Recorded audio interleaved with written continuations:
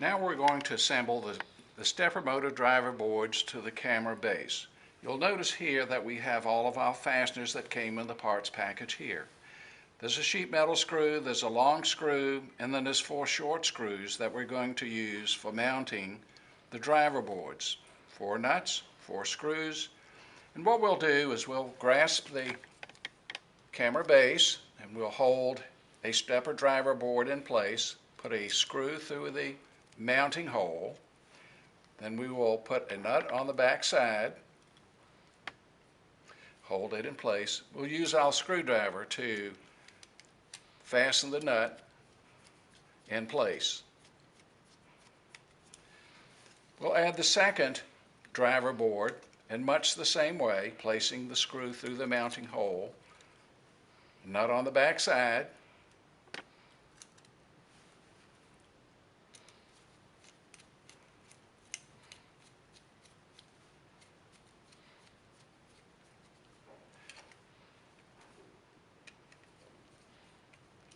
you'll notice that the white connector is facing up on this side, the right side, and on the left side the connector is facing downward.